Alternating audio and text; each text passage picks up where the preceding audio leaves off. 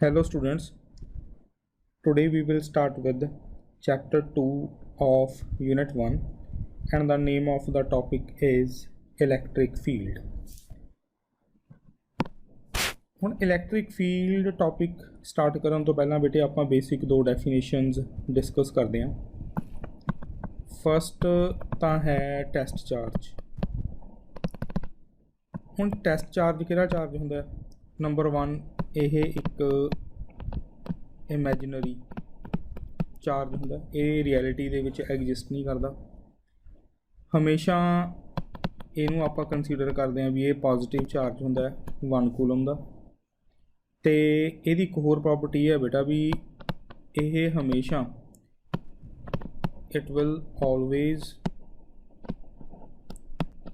Experience ਦਾ force due to other charges. ਇਹਦੇ ਉੱਪਰ ਜਿਹੜੇ ਬਾਕੀ ਚਾਰਜ ਨੇ ਉਹ ਫੋਰਸ ਅਪਲਾਈ ਤਾਂ ਕਰਦੇ ਨੇ but it will not exert force on others, ਪਰ ਇਹ ਹੋਰਾਂ ਦੇ ਉੱਪਰ ਜਿਹੜੀ ਫੋਰਸ ਹੈਗੀ ਆ ਉਹਨੂੰ ਐਗਜ਼ਰਟ ਨਹੀਂ ਕਰਦਾ। ਇਹ ਫੋਰਸ ਨੂੰ ਐਕਸਪੀਰੀਅੰਸ ਤਾਂ ਕਰੂਗਾ ਪਰ ਇਹ ਫੋਰਸ ਨੂੰ ਐਗਜ਼ਰਟ ਨਹੀਂ ਕਰਦਾ, ਉਸ ਨੂੰ ਆਪਾਂ ਬੋਲ ਦਿੰਦੇ ਹਾਂ ਟੈਸਟ ਚਾਰਜ। ਇਸ ਤੋਂ ਬਾਅਦ ਜਿਹੜੀ ਨੈਕਸਟ ਡੈਫੀਨੇਸ਼ਨ ਹੈ ਬੇਟੇ ਉਹ ਹੈ ਸੋਰਸ ਚਾਰਜ ਦੀ। ਹੁਣ ਸੋਰਸ ਚਾਰਜ ਆਪਾਂ ਕਿਹਨੂੰ ਕਹਿ ਦਿੰਦੇ ਹਾਂ? ਕੋਈ ਵੀ ਚਾਰਜ, ਚਾਹੇ ਇਹ ਪੋਜ਼ਿਟਿਵ ਹੋਵੇ ਜਾਂ ਇਹ ਨੈਗੇਟਿਵ ਹੋਵੇ, ਕੋਈ ਕੰਡੀਸ਼ਨ ਨਹੀਂ, ਨੋ ਕੰਡੀਸ਼ਨ ਔਨ ਮੈਗਨੀਚਿਊਡ। ਠੀਕ ਹੈ, ਮੈਗਨੀਚਿਊਡ ਦੇ ਉੱਪਰ ਵੀ ਕੋਈ ਕੰਡੀਸ਼ਨ ਨਹੀਂ ਹੈ, ਚਾਹੇ 1 ਕੂਲਮ ਦਾ ਹੋਵੇ, ਚਾਹੇ ਵੱਧ ਹੋਵੇ, ਚਾਹੇ ਘੱਟ ਹੋਵੇ। ਤੇ ਇਹ ਐਕਸਪੀਰੀਅੰਸ ਵੀ ਕਰਦਾ ਫੋਰਸ ਤੇ ਇਹ ਐਗਜ਼ਰਟ ਵੀ ਕਰਦਾ ਫੋਰਸ। ਠੀਕ ਹੈ, ਇਹਦੇ ਕੋਲ ਦੋਨੇ ਪ੍ਰੋਪਰਟੀਜ਼ ਨੇ। ਸੋ ਮੇਰੇ ਖਿਆਲ 'ਚ ਇੱਥੇ ਤੱਕ ਦਾ ਕਨਸੈਪਟ ਕਲੀਅਰ ਹੋਊਗਾ। ਮੈਂ ਦੁਬਾਰਾ ਇੱਕ ਵਾਰ ਰਿਪੀਟ ਕਰ ਦਿੰਦਾ। ਟੈਸਟ ਚਾਰਜ ਕਿਹਨੂੰ ਬੋਲਦੇ ਆ? ਇੱਕ ਇਮੈਜਨਰੀ ਚਾਰਜ ਹੁੰਦਾ, ਇਹ ਹਮੇਸ਼ਾ +1 ਕੂਲਮ ਦਾ ਹੋਊਗਾ। ਇਹ ਹਮੇਸ਼ਾ ਫੋਰਸ ਨੂੰ ਐਕਸਪੀਰੀਅੰਸ ਕਰਦਾ ਪਰ ਇਹ ਫੋਰਸ ਨੂੰ ਕਦੇ ਵੀ ਐਗਜ਼ਰਟ ਨਹੀਂ ਕਰਦਾ, ਉਹਨੂੰ ਆਪਾਂ ਟੈਸਟ ਚਾਰਜ ਕਹਿ ਦਿੰਦੇ ਹਾਂ। ਕੋਈ ਵੀ ਹੋਰ ਚਾਰਜ, ਠੀਕ ਹੈ, ਜਿਹਦਾ ਕੋਈ ਪੋਜ਼ਿਟਿਵ ਵੈਲਿਊ ਹੋਵੇ ਚਾਹੇ ਨੈਗੇਟਿਵ ਵੈਲਿਊ ਹੋਵੇ, ਜਿੰਨਾ ਮਰਜ਼ੀ ਮੈਗਨੀਚਿਊਡ ਹੋਵੇ, ਠੀਕ ਹੈ, ਤੇ ਇਹ ਫੋਰਸ ਨੂੰ ਐਕਸਪੀਰੀਅੰਸ ਵੀ ਕਰਦਾ ਤੇ ਇਹ ਫੋਰਸ ਨੂੰ ਐਗਜ਼ਰਟ ਵੀ ਕਰਦਾ। ਇਸ ਤੋਂ ਬਾਅਦ ਜਿਹੜਾ ਹੈਗਾ ਨੈਕਸਟ ਆਪਣੇ ਕੋਲ ਮੇਨ ਕਨਸੈਪਟ ਉਹ ਹੈ ਇਲੈਕਟ੍ਰਿਕ ਫੀਲਡ। ਜਿਹੜਾ ਇਲੈਕਟ੍ਰਿਕ ਫੀਲਡ ਹੈ ਬੇਟੇ ਉਹ ਹਮੇਸ਼ਾ ਜਿਹੜਾ ਸੋਰਸ ਚਾਰਜ ਹੁੰਦਾ ਉਹਦੇ ਕਰਕੇ ਹੀ ਹੋਊਗਾ। ਜੋ ਟੈਸਟ ਚਾਰਜ ਹੈ ਉਹ ਇਲੈਕਟ੍ਰਿਕ ਫੀਲਡ ਨੂੰ ਪ੍ਰੋਡਿਊਸ ਨਹੀਂ ਕਰਦਾ। ਹੁਣ ਜਿਹੜਾ ਇਲੈਕਟ੍ਰਿਕ ਫੀਲਡ ਦਾ ਕਨਸੈਪਟ ਹੈ ਇਹਨੂੰ ਅਗਰ ਆਪਾਂ ਥੋੜ੍ਹਾ ਜਿਹਾ ਡੀਪਲੀ ਦੇਖਣ ਦੀ ਕੋਸ਼ਿਸ਼ ਕਰੀਏ ਤਾਂ ਆਪਾਂ ਨੇ ਪਿਛਲੇ ਲੈਕਚਰ 'ਚ ਇਹ ਡਿਸਕਸ ਕੀਤਾ ਸੀਗਾ ਵੀ ਅਗਰ ਤੁਹਾਡੇ ਕੋਲੇ ਦੋ ਚਾਰਜ ਦੇ ਰੱਖੇ ਨੇ, ਇੱਕ Q1 ਹੈਗਾ ਤੇ ਇੱਕ Q2 ਹੈਗਾ, ਇਹ ਦੋਨੇ ਚਾਰਜ ਨੇ ਜੋ ਉਹ ਇੱਕ ਦੂਸਰੇ ਦੇ ਉੱਪਰ ਫੋਰਸ ਐਗਜ਼ਰਟ ਕਰਦੇ ਨੇ, ਪਰ ਜਿਹੜੀ ਇਹ ਫੋਰਸ ਐਗਜ਼ਰਟ ਹੋ ਰਹੀ ਹੈ ਇਹ ਬਿਨਾਂ ਕਿਸੇ ਕੰਟੈਕਟ ਤੋਂ ਹੁੰਦੀ ਹੈ। ਮਤਲਬ ਇੱਕ ਚਾਰਜ ਦੂਸਰੇ ਚਾਰਜ ਨੂੰ ਬਿਨਾਂ ਟੱਚ ਕੀਤੇ ਹੀ ਜਿਹੜੀ ਫੋਰਸ ਹੁੰਦਾ ਉਹਨੂੰ ਐਗਜ਼ਰਟ ਕਰਦਾ। Then how it is possible? ਇੱਕ ਚਾਰਜ ਦੂਸਰੇ ਚਾਰਜ ਦੇ ਉੱਪਰ ਫੋਰਸ ਲਗਾ ਰਿਹਾ ਵਿਦਾਊਟ ਟੱਚ ਕੀਤੇ। ਤਾਂ ਇਹਨਾਂ ਦੋਨੇ ਚਾਰਜਿਸ ਨੇ ਜਿਹੜੇ, ਅਗਰ ਇਹ ਸੋਰਸ ਚਾਰਜ ਨੇ ਤਾਂ ਇਹਨਾਂ ਦੋਨਾਂ ਦਾ ਜਿਹੜਾ ਇਲੈਕਟ੍ਰਿਕ ਫੀਲਡ ਹੈ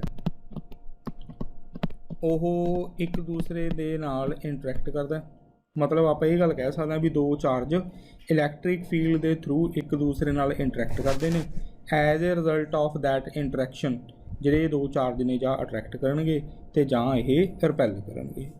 ਸੋ ਹੁਣ ਇੱਥੋਂ ਜਿਹੜੀ ਇਲੈਕਟ੍ਰਿਕ ਫੀਲਡ ਹੈ ਅਗਰ ਉਹਦੀ ਆਪਾਂ ਡੈਫੀਨੇਸ਼ਨ ਦੇਖੀਏ ਤਾਂ ਇਲੈਕਟ੍ਰਿਕ ਫੀਲਡ ਜਾਂ ਇਲੈਕਟ੍ਰਿਕ ਇੰਟੈਂਸਿਟੀ ਜਾਂ electric field strength at a point is defined as the force experienced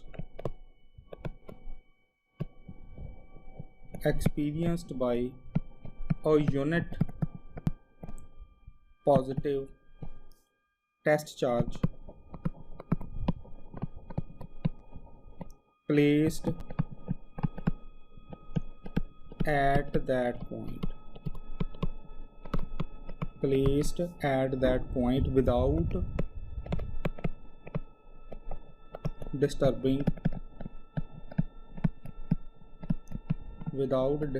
the position of source charge। ठीक है, तो सोर्स चार्ज की पोजीशन ਨੂੰ डिस्टर्ब किए बगैर एक यूनिट पॉजिटिव टेस्ट चार्ज के उपर जिन्नी फोर्स एग्जर्ट हो रही है उसनों आपां की बोल देने आ, इलैक्ट्रिक फील्ड कह देने आ। एक पॉइंट के उपर डेफिनेशन है ये। तो अगर इसनों आपां मैथेमैटिकली देखिए, जी स्टेटमेंट की आपां गल कर रहे हैं, तो आप लिख सकते हैं ई वैक्टर होंदा that is equals to F vector upon Q naught. ये एक चीज़ का ध्यान रखियो, जिहड़ा पुत मैं ई वैक्टर लिखिया है ना, ये तो हैगा तुहाडे कोले इलैक्ट्रिक फील्ड, तो जिहड़ा एफ हैगा ये हैगी आ फोर्स एक्टिंग ऑन चार्ज, किहड़े चार्ज के उपर, क्यू नॉट के उपर, तो क्यू नॉट की है, टेस्ट चार्ज। ये वो वाला चार्ज है जो फोर्स को एक्सपीरियंस कर रहा है। हुण जो आ उपर इक्वेशन नंबर 1 बनी है, इसनों अगर मैं दोबारा लिखा पुत तो सैकेंड फॉर्म च इहनूं लिख सकदा है ई वैक्टर हुंदा limit of Q naught tends to 0 F vector upon Q naught आ जाता। हुण जिहड़ी अगे अपने आ लगाई है लिमिट लगाई है, ये लिमिट का मतलब की है भी जो आपां फोर्स की गल कर रहे हैं, जिस चार्ज के उपर गल कर रहे हैं, वो जिहड़ा चार्ज है वो वैनिशिंगली स्मॉल है। वैनिशिंगली स्मॉल का मतलब क्या है भी जिहड़ा चार्ज नूं आपां किसी सोर्स चार्ज के इलैक्ट्रिक फील्ड दे विच रखिया है, तां वो सोर्स चार्ज है जो उहदे इलैक्ट्रिक फील्ड नूं दूसरे चार्ज की प्रैजेंस के नाल कोई इफैक्ट नहीं पै रहा। दैट्स वाई आप ये गड़ी लिमिट हैगी है वो क्यू टेंस टू 0 ली है। हुण इस तो बाद आते हैं अपने को बेटे तो यूनिट्स। हुण जो इलैक्ट्रिक फील्ड है तुसीं उपर देख ही रहे हो, जी इक्वेशन नंबर 1 है, मैं देखो इनू येलो हाईलाइट करता, जी आ इक्वेशन नंबर 1 है, ये असी देखिए बेटा इलैक्ट्रिक फील्ड वैक्टर हैगा ई वैक्टर, ये एफ अपॉन क्यू है, राइट। एफ की है तुहाडे पास, वो तो हैगी आ फोर्स, तो क्यू की है चार्ज। तो इतों आप हम जी फोर्स है उन्होंने मईयर करते हैं आप न्यूटन के, चार्ज में मईयर करते हैं आप कूलम के। तो ये डिमेंशन यूनिट्स है ने और न्यूटन पर कूलम बन जाएंगे। ये एक होर भी यूनिट्स बनते हैं, जिहड़ा इलैक्ट्रिक फील्ड है वो है ने वोल्ट पर मीटर। वोल्ट पर मीटर ये आप जो नैक्सट चैप्टर आऊगा इलैक्ट्रिक पोटेंशियल उदों इनू आप डिस्कस करेंगे। सो ये तो सीगे पुत्ते दी यूनिट्स। नैक्सट है डायमैंशनल फार्मूला। हुण जो डायमैंशनल फार्मूला है अगर इनू आप देखिए तो उपर जिवें आप देखिए जो इलैक्ट्रिक फील्ड है वो किहदे कोल हुंदा है, इलैक्ट्रिक फील्ड है तुहाडे कोले फोर्स अपॉन चार्ज। जिहड़ा फोर्स है पुत्त उहदा डायमैंशनल फार्मूला हुंदा M1 L1 T-2, तो जो चार्ज है इहदा डायमैंशनल फार्मूला हुंदा AT। तो इनू अगर आप सिंपलीफाई करते हैं तो M1 L1 T-3 A-1 ये नैट डायमैंशनल फार्मूला जो है वो बन जाता है। अच्छा एक चीज़ आप डिस्कस करनी थोड़ी रह गई। हुण जिहड़ा ये इलैक्ट्रिक फील्ड है इसका ध्यान रखियो, इलैक्ट्रिक फील्ड है जो electric field is a vector quantity, right. ये एक वैक्टर क्वांटिटी है, राइट। हुण अगर ये वैक्टर क्वांटिटी है तो ये चीज़ का ध्यान रखना अपने, तो यदा एक मैगनीट्यूड ते डायरैक्शन दो चीज़ां होंगियां, it has magnitude and it has direction. तो यदा मैगनीट्यूड की होगा जिन्नी फोर्स लगी अपॉन जिन्ने चार्ज के उपर लगी, तो जो डायरैक्शन है that will be same as that of force on positive charge. जिस डायरैक्शन दे विच एक पॉजिटिव चार्ज के उपर फोर्स लग रही होगी उस डायरैक्शन दे विच जिहड़ा इलैक्ट्रिक फील्ड है उहदी डायरैक्शन होगी। So that is a very basic concept. हुण इस तो बाद physical significance. Physical significance of electric field हुण इहदा फिजिकल सिग्निफिकेंस क्या है इलैक्ट्रिक फील्ड का? नंबर 1 की है the source charge Q, the source charge Q produces a definite field, produces a definite field E R at every point, at every point R। Second की कह रहे हैं, second कह रहे ਆਪਾਂ ਨੂੰ अगर ਤੁਹਾਡੇ पास इलैक्ट्रिक फील्ड की वैल्यू दे रखी है किसी भी पॉइंट के उपर, so electric field at any point are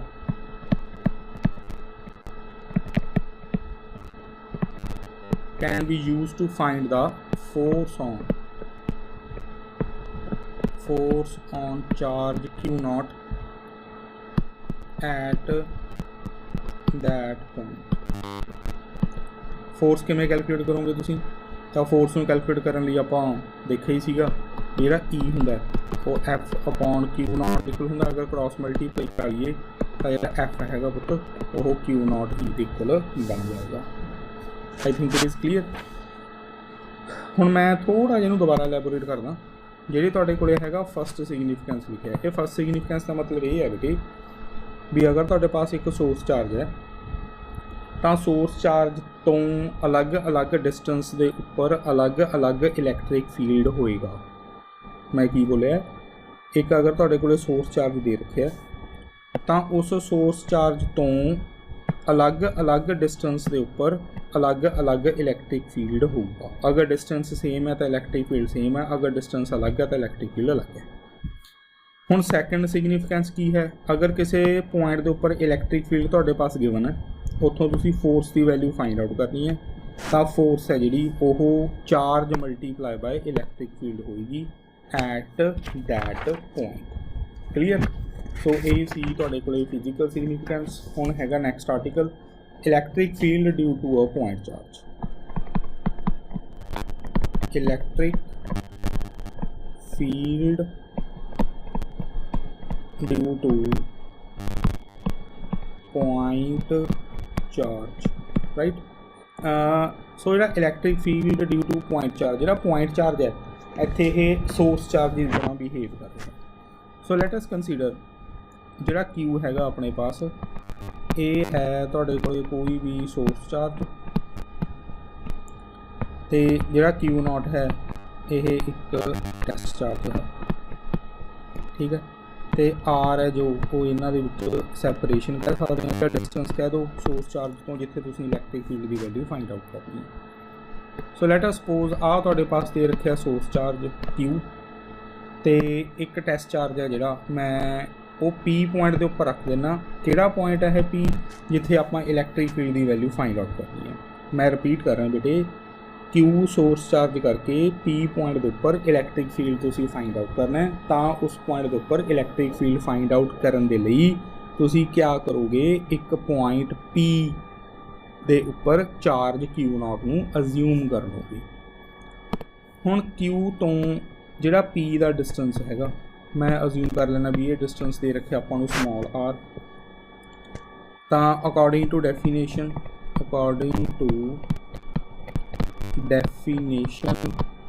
of electric field, तो इलैक्ट्रिक फील्ड जिहड़ा है वो फोर्स अपॉन टेस्ट चार्ज हुंदा क्यू नॉट।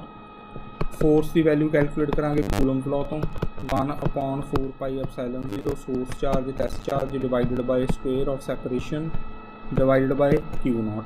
क्यू नॉट के नाल पुत क्यू नॉट कैंसल हो गया तो रिजल्ट तुहाडे पास की बन गया 1/4πε0 Q upon r square. So that is the magnitude of the electric field at that point. हुण अगर इहदी आपां डिस्कस करिए वैक्टर फॉर्म तो यदि जी वैक्टर फॉर्म है बेटे इनू डिस्कस करने तो पहले ना तुसीं ਜਿਹੜੀਆਂ ਪਹਿਲਾਂ ਵਾਲੀਆਂ ਵੀਡੀਓਜ਼ ਨੇ ਉਹਨਾਂ ਨੂੰ ਧਿਆਨ ਨਾਲ ਦੇਖਿਓ। ਉੱਥੇ ਆਪਾਂ ਨੇ ਨਾ ਇੱਕ ਕੂਲਮਜ਼ ਲਾਅ ਇਨ ਵੈਕਟਰ ਫਾਰਮ ਡਿਸਕਸ ਕੀਤਾ ਸੀ ਆਰਟੀਕਲ, ਮੈਂ ਉਹਦਾ ਰਿਜ਼ਲਟ ਡਾਇਰੈਕਟ ਯੂਜ਼ ਕਰੂੰਗਾ ਇੱਥੇ। ਤਾਂ ਵੈਕਟਰ ਫਾਰਮ ਦੇ ਵਿੱਚ ਮੈਂ ਹੁਣ ਦੁਬਾਰਾ ਅਸਿਊਮ ਕਰ ਰਿਹਾ ਵੀ ਮੇਰੇ ਪਾਸ ਇੱਕ ਕੋਆਰਡੀਨੇਟ ਸਿਸਟਮ ਦੇ ਰੱਖਿਆ। ਉੱਪਰ ਨੂੰ ਹੈਗਾ ਤੁਹਾਡੇ ਕੋਲ ਵਾਈ ਐਕਸਿਸ, ਵਰਟੀਕਲ ਦੇ ਵਿੱਚ ਅਤੇ ਹੌਰੀਜ਼ੌਂਟਲ ਦੇ ਵਿੱਚ ਤੁਹਾਡੇ ਪਾਸ ਹੈਗਾ ਐਕਸ ਐਕਸਿਸ। ਇੱਕ ਸੋਰਸ ਚਾਰਜ ਹੈ ਜਿਹੜਾ, ਉਹਨੂੰ ਮੈਂ ਕਿਊ ਅਸਿਊਮ ਕਰ ਲਿਆ, ਜਿਹਦਾ ਜੋ ਪੋਜੀਸ਼ਨ ਵੈਕਟਰ ਹੈਗਾ ਉਹਨੂੰ ਮੈਂ ਲਿਖ ਦੇਣਾ R1 Q1 ਚਾਰਜ ਦਾ ਪੋਜੀਸ਼ਨ ਵੈਕਟਰ। ਇਸੇ ਤਰ੍ਹਾਂ ਜਿਹੜਾ ਟੈਸਟ ਚਾਰਜ ਹੈਗਾ ਉਹਨੂੰ ਮੈਂ Q0 ਪੋਜੀਸ਼ਨ ਦੇ ਉੱਪਰ, ਜਿਹੜਾ ਟੈਸਟ ਚਾਰਜ ਹੈ Q0 ਉਹਦਾ ਜਿਹੜਾ ਪੋਜੀਸ਼ਨ ਵੈਕਟਰ ਹੈ ਉਹਨੂੰ ਮੈਂ R0 ਕਹਿ ਦੇਣਾ। Q1 ਅਤੇ Q0 ਹੈ ਜੋ, ਇਹਨਾਂ ਦੋਨਾਂ ਦੇ ਵਿੱਚ ਜਿਹੜਾ ਡਿਸਟੈਂਸ ਹੈਗਾ ਇਹਨੂੰ ਮੈਂ R01 ਵੈਕਟਰ ਅਸਿਊਮ ਕਰ ਲੈਣਾ। ਤਾਂ +1 ਦੇ ਵਿੱਚ ਆਪਾਂ ਟ੍ਰਾਇੰਗਲ ਲਾਅ ਪੜ੍ਹਿਆ ਸੀਗਾ। ਉਹ ਟ੍ਰਾਇੰਗਲ ਲਾਅ ਬੋਲਦਾ ਸੀ ਵੈਕਟਰਸ ਇਨ ਸੇਮ ਆਰਡਰ ਦਾ ਜੋ ਰਿਜ਼ਲਟੈਂਟ ਹੈ is the vector in opposite order, right. ਤਾਂ ਇੱਥੋਂ R01 ਵੈਕਟਰ ਦੀ ਜੋ ਵੈਲਿਊ ਹੈ ਉਹ ਤੁਹਾਡੇ ਕੋਲ R0 ਜਾਂ R0 ਮਾਈਨਸ R1 ਵੈਕਟਰ ਆ ਜਾਏਗੀ। ਤਾਂ ਵੈਕਟਰ ਫਾਰਮ ਦੇ ਵਿੱਚ ਅਗਰ ਇਲੈਕਟ੍ਰਿਕ ਫੀਲਡ ਦੀ ਵੈਲਿਊ ਫਾਈਂਡ ਆਊਟ ਕਰਨੀ ਹੈ ਤਾਂ ਕੀ ਲਿਖਾਂਗੇ, electric field vector is equal to force vector divided by the charge. ਤਾਂ ਫੋਰਸ ਦੀ value 1/4πε0 Q1 Q0 upon square of separation R01 magnitude का स्क्वेयर R01 कैप। एक मिनट डायग्राम में दोबारा देखो, जिहड़ा R01 है वो मैं इस डायरेक्शन च अज्यूम कर लेना। Q0 पॉजिटिव है, जिहड़ा सोर्स चार्ज है वो भी पॉजिटिव है। Q1 ने Q0 नूं रिपैल करना है, तो जिहड़ी डायरेक्शन है रिपैल्शन की है ना फोर्स की वो रैड एरो के अलॉन्ग है। तो इनू रिप्रजेंट करने लई पुत मैं R01 कैप एक यूनिट वैक्टर है जिहड़ा वो यूज़ किया है। तो दुबारिया ने एक्सप्रैशन च ये सारे एक्सप्रैशन नूं तुसीं Q0 दे नाल करोगे डिवाइड, तो Q0 के नाल Q0 हो जाऊगा कैंसल। जो तुहाडा फाइनल रिजल्ट बनेगा वो आएगा 1/4πε0 Q1 upon R10 vector magnitude का स्क्वेयर इंटू R01 कैप। तो ये तुहाडे पास वैक्टर फॉर्म दे विच एक्सप्रैशन बन गया। एक चीज़ ध्यान नाल देखो, जिन्हों मैं जिहड़े पोर्शन में मैं येलो हाईलाइट कर लिया, ये वाला पोर्शन तो तुहानूं दस रहा मैगनीट्यूड, तो जिन्हों पुत मैं ऑरेंज हाईलाइट करता that portion is giving you the direction. हुण उही चीज़ दोबारा जिहड़ी डायरैक्शन है वो किहड़ी है, वो सेम ही है जिहदी डायरैक्शन फोर्स दी सीगी। सो तां ही आपां बोलिया सी कि जो इलैक्ट्रिक फील्ड है उहदी डायरैक्शन ते direction of the force acting on the charge both are in the same sense. हुण बेटे जिहड़ी ये इक्वेशन नंबर 1 है इनू तुसीं दोबारा देखो, मैं इक्वेशन नंबर 1 नूं थोड़ा जिहा मॉडिफाई करके लिखना है 1/4πε0 Q1 divided by R10 vector magnitude का स्क्वायर इंटू R01 कैप। हुण मैं इसनूं मल्टीप्लाई करता R01 वैक्टर के मैगनीट्यूड ते R01 वैक्टर के मैगनीट्यूड नाल ही कर लिया डिवाइड।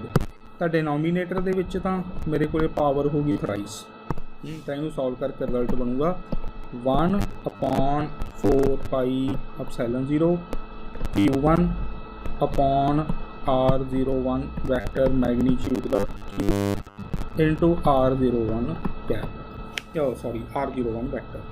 सो ये जिहड़ा तुहाडे पास है कॉन्सैप्ट, इत्थों जिहड़ी आ इक्वेशन 2 बन गई, that is the value of the electric field in vector form. हुण जिहड़ा सैकेंड आर्टिकल है आपां की करदे हां, ध्यान दिओ डायग्राम वाली साइड ते आ ग्रीन हाईलाइट कीता मैं, ये असीं रिजल्ट बनाया सीगा यूजिंग ट्रायंगल लॉ। तो मैं इस R01 की जो वैल्यू है इस इक्वेशन तो इत्थों उठा के की करदा, इस R01 की थां ते नोमीनेटर ते डिनोमीनेटर दोनों थां ते सबस्टिट्यूट कर देना। तो रिजल्ट की बनेगा, ये आ गया 1/4πε0 Q1 R0 minus R1 vector divided by R0 minus R1 vector magnitude का क्यूब, राइट। सो जी आ इक्वेशन नंबर 3 है, ये तुहाडे पास आ गया electric field in terms of position vector. ठीक है, काहदा पोजीशन वैक्टर R1 तो हैगा वो पोजीशन जिथे तुसी जिथे तुसी सोर्स चार्ज रखिया, ਤੇ R0 हैगी ਉਹ ਵਾਲੀ ਪੋਜੀਸ਼ਨ ਜਿੱਥੇ ਤੁਸੀਂ ਇਲੈਕਟ੍ਰਿਕ ਫੀਲਡ ਫਾਈਂਡ ਆਊਟ ਕਰਨਾ ਹੈ ਜਾਂ ਜਿੱਥੇ ਤੁਸੀਂ ਟੈਸਟ ਚਾਰਜ ਰੱਖਿਆ ਸੀਗਾ।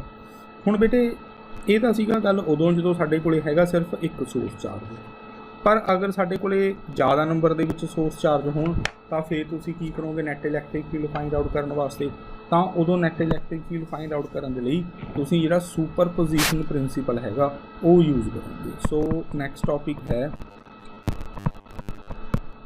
Principal of superposition of electric fields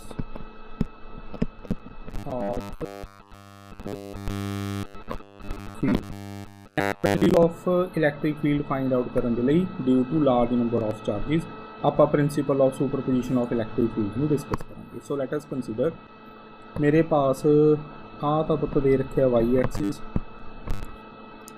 ਤੇ ਹੌਰੀਜ਼ੋਂਟਲ ਦੇ ਵਿੱਚ ਮੈਂ ਅਜ਼ਿਊਮ ਕਰ ਲੈਣਾ ਮੇਰੇ ਪਾਸ ਹੈਗਾ x ਐਕਸਿਸ। ਪਹਿਲਾ ਜੋ ਸੋਰਸ ਚਾਰਜ ਹੈ ਉਹ ਮੈਂ ਰੱਖ ਲਿਆ Q1, ਮੇਰੇ ਕੋਲ ਫਸਟ ਸੋਰਸ ਚਾਰਜ ਹੈ। ਆ ਰੱਖ ਲੈਣਾ ਮੈਂ Q2, ਆ ਸੈਕੰਡ ਸੋਰਸ ਚਾਰਜ ਹੈ। ਤੇ ਇੱਧਰ ਬੇਟੇ ਮੈਂ ਅਜ਼ਿਊਮ ਕਰ ਲੈਣਾ Q3, ਇਹ ਥਰਡ ਸੋਰਸ ਚਾਰਜ ਹੈ। ਤਾਂ ਜਿਹੜਾ ਫਸਟ ਸੋਰਸ ਚਾਰਜ ਹੈ ਉਹਦਾ ਪੋਜੀਸ਼ਨ ਵੈਕਟਰ ਹੈ ਜਿਹੜਾ ਉਹਨੂੰ ਮੈਂ ਅਜ਼ਿਊਮ ਕਰ ਲੈਣਾ ਵੀ ਉਹ R1 ਵੈਕਟਰ ਹੈ।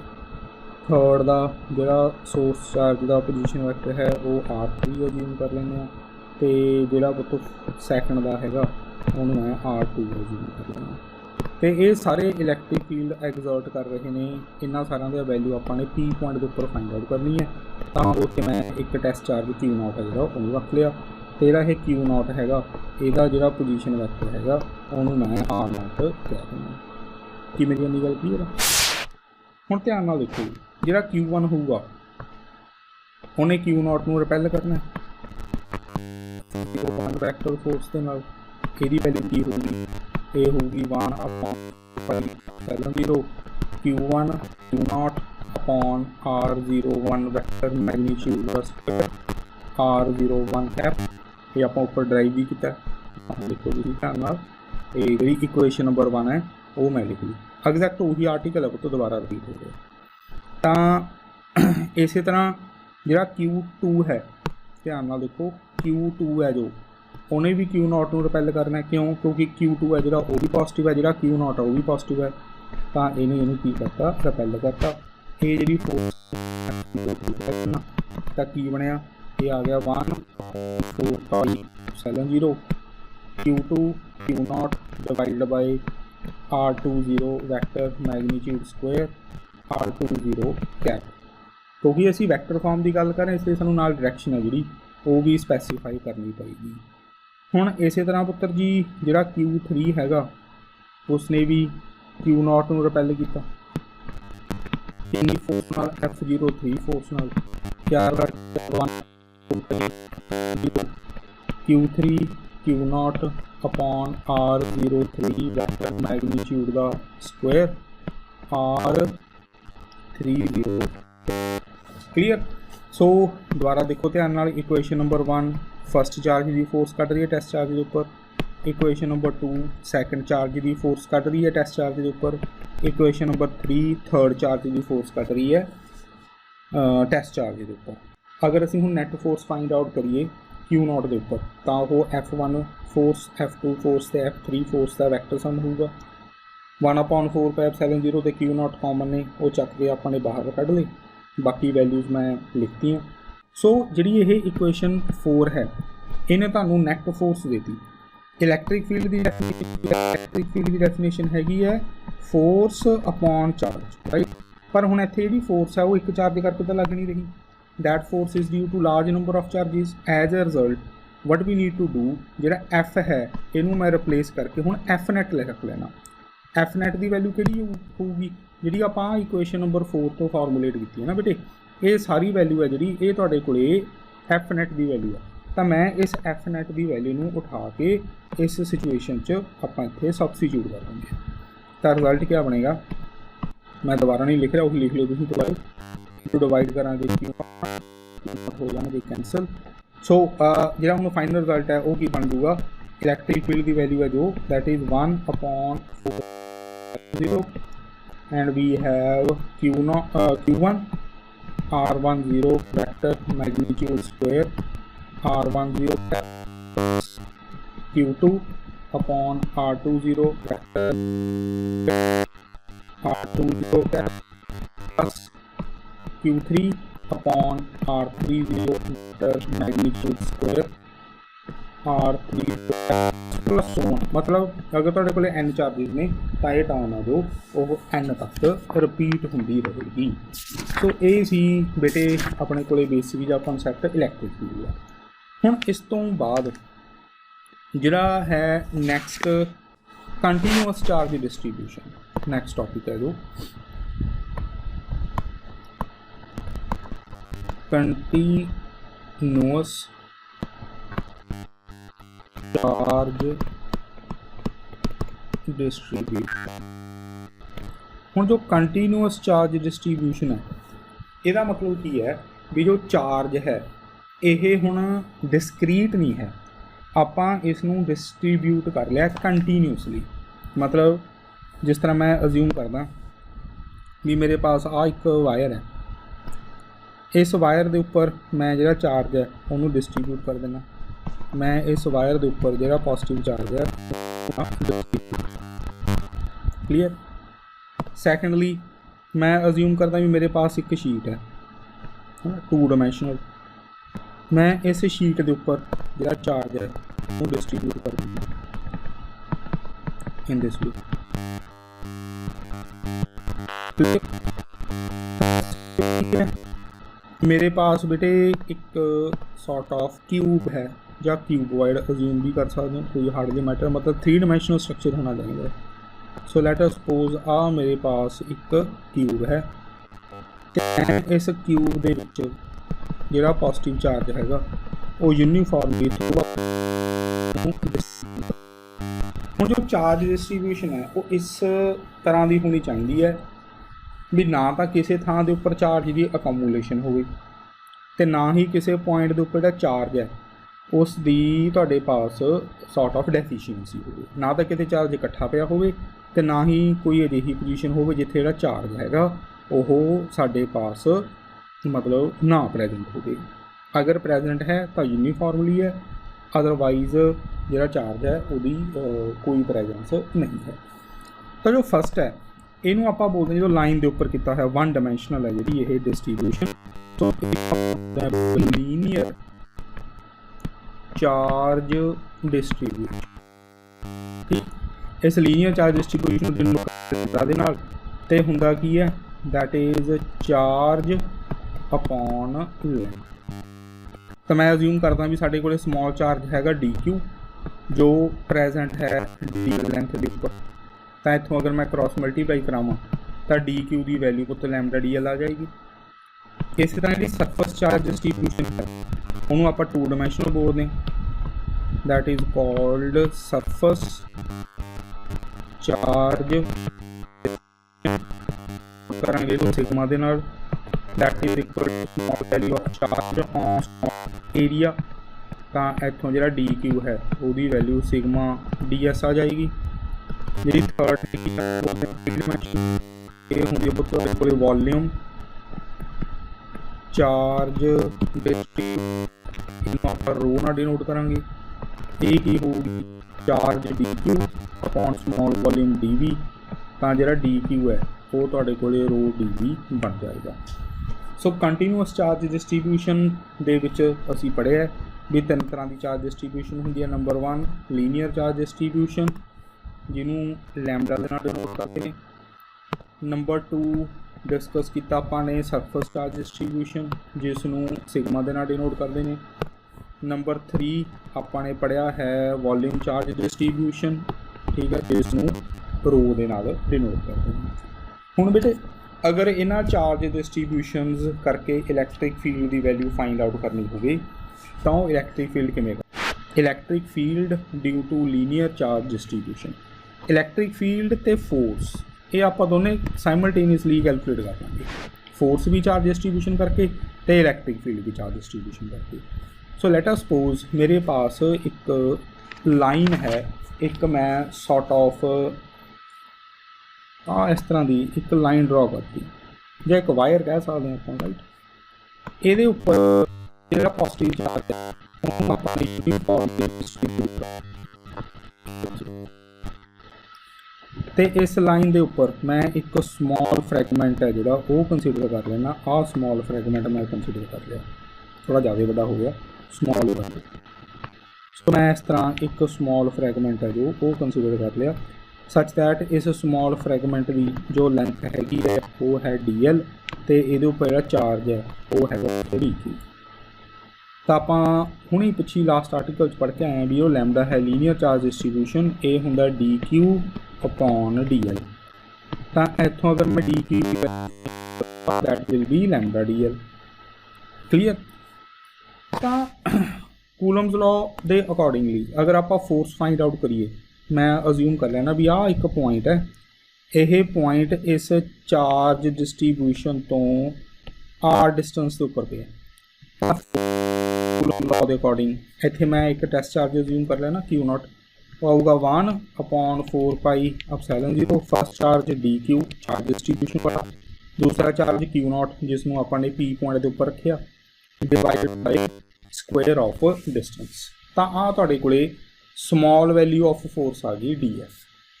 हुण अगर बेटे मैं टोटल फोर्स फाइंड आउट करनी होवे, अगर स्मॉल फोर्स दे रखी है टोटल फोर्स फाइंड आउट करनी है तो मैं इक्वेशन नंबर 1 की इंटीग्रल कर लूँ। F is equal to line integral of force, F is equal to integral of force small force 1 upon 4 pi epsilon 0 जिहड़ा हैगा ते Q0 कॉन्स्टेंट टर्म चक के बाहर इंटीग्रल के अंदर बन गया तुहाडे कोले DQ upon R square. Is that clear मेरे बच्चे।